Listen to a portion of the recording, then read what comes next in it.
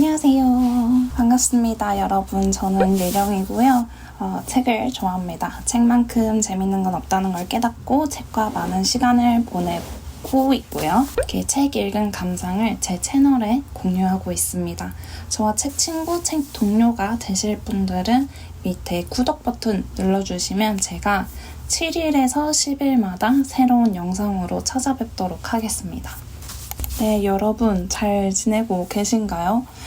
네, 저는 어김없이 정신없이 바쁘게 지내고 있는데요. 지금 촬영 조건이 되게 낯선데 어쨌든 해보겠습니다. 네, 오늘은 2024년 5월에 읽은 책에 대해서 이야기하는 5월 독서 결산 영상이고요. 5월은 총 5권, 소설 2권, 에세이 2권, 시집 1권, 그 중에서 영어 원서는 1권 이렇게 읽었습니다.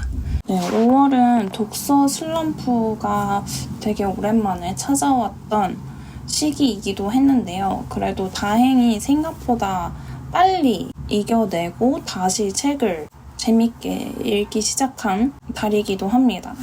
그래서 5월은 한 2주는 안 읽고 2주는 열심히 읽고 약간 이런 식으로 지냈던 것 같아요. 네, 저번 브이로그 영상에서 그 슬럼프 시기가 나오기도 했으니까 참고해주시면 좋을 것 같습니다. 그러면 바로 시작해볼까요? 5월 들어서 처음으로 끝낸 책은 I'm Too Young to Be 70라는 책이고요. Judith Violist 맞나? 라는 분이 쓴 시집입니다. 제가 시집을 영어로 너무 읽어보고 싶은 거예요.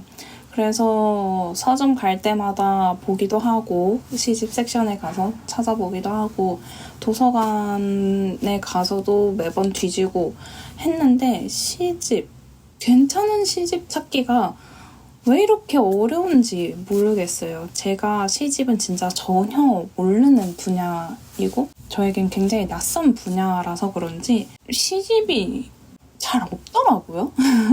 그래서 엄청 찾아보다가 읽게 된 책이었습니다. 읽어보니까 확실히 외국어는 비문학보다 문학 읽는 게 훨씬 어렵다는 걸 다시 한번 느꼈습니다. 이게 다른 게 어려운 게 아니라 외국어, 그러니까 그 나라의 언어는 그 나라 언어의 뭔가 뉘앙스나 문화나 그 문화의 재치 같은 거를 파악할 수 있어야 이걸 문학적으로 받아들일 수 있어서 굉장히 어려운 것 같아요. 문학 쪽이.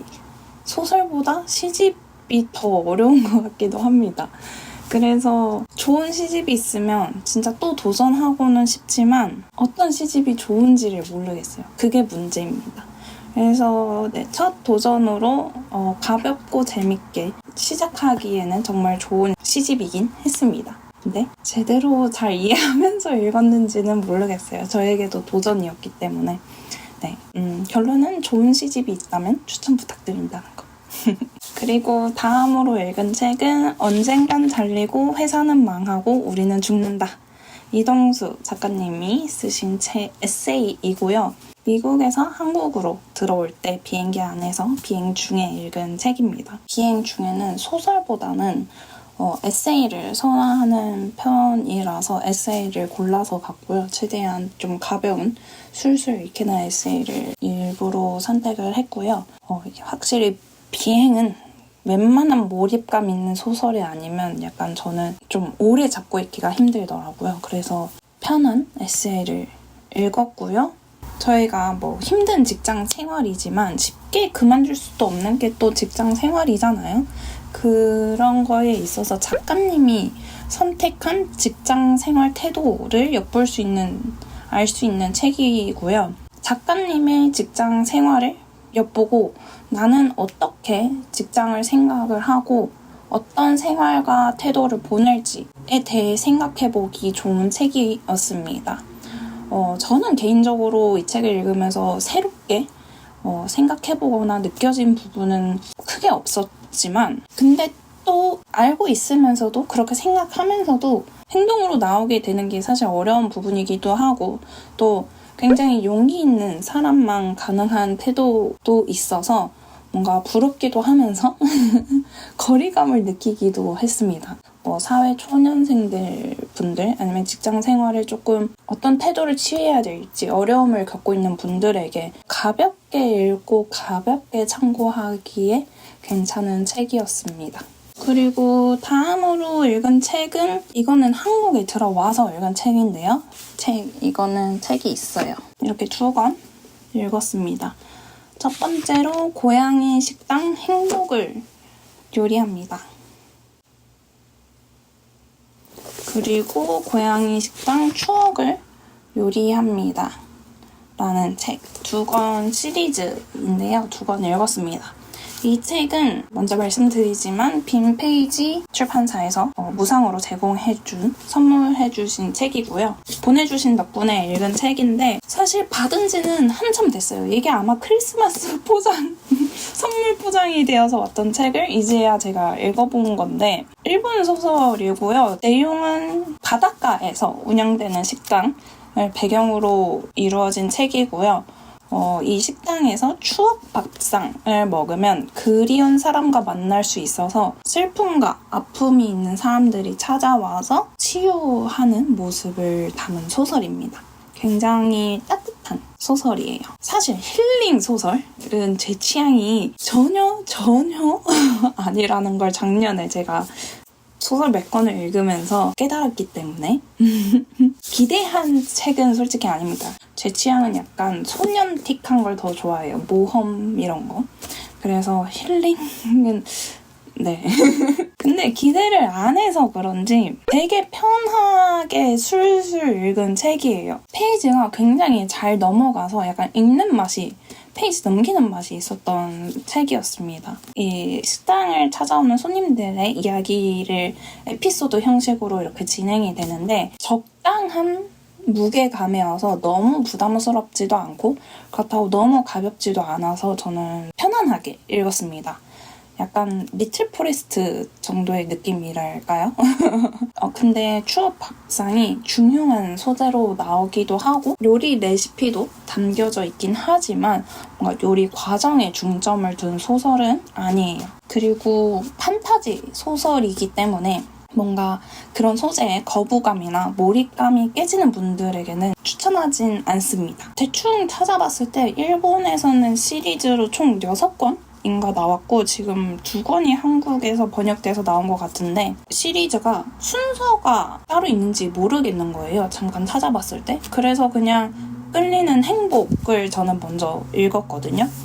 근데 2권 다 읽고 나서 보니까 시간상으로는 이 추억이 먼저였더라고요. 근데 저는 이거 행복 먼저 읽은 게 굉장히 좋은 선택이었다고 생각을 합니다. 저처럼 행복을 먼저 읽어도 읽는 데는 전혀 문제가 없고요.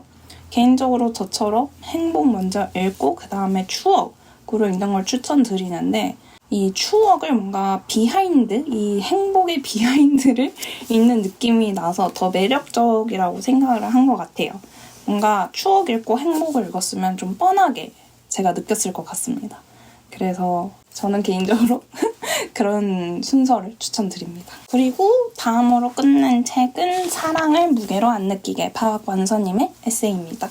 이 책도 미국에서 한국으로 돌아오는 비행기 안에서 읽은 에세이인데 그때 다 끝내지는 못하고 여기 와서 천천히 마저 읽은 책입니다.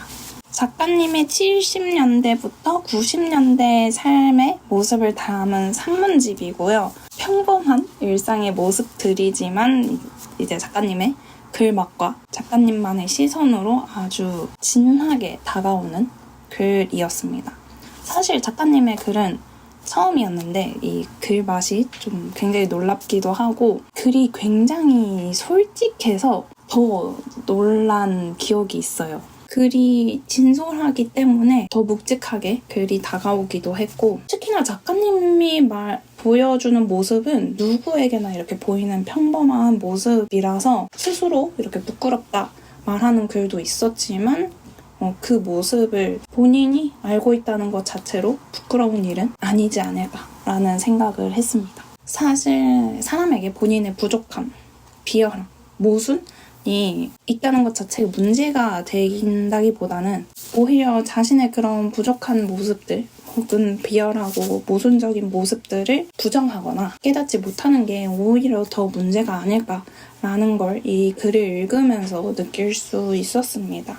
이렇게 5권이 제가 5월 중에 완독을 한 책이고요. 중단이랄까요? 다 읽지 못한 책들이 알리크로스랑 Keeper of the Lost Cities라는 영어 원서, 판타지 원서 책인데 초중반을 못 넘기고 있어요. 그래서 지금 꼭 읽고 싶은데 언제 이 책들을 다 읽을 수 있을지 모르겠습니다. 지금 저는 새로운 환경에 와서 새로운 생활 패턴에 적응하는 중인데요. 조금씩 안정이 되고 있으니까 저의 약간 우왕좌왕하는 이 모습도 시간이 좀만 있으면 안정이 될 것 같습니다. 조금만 기다려주세요. 그러면 이번 영상은 이 정도로 하기로 하고요. 저는 또 다음 영상으로 찾아뵙도록 하겠습니다. 그러면 여러분들도 재밌는 책 많이 읽으시고요. 전 다음 영상에서 뵐게요.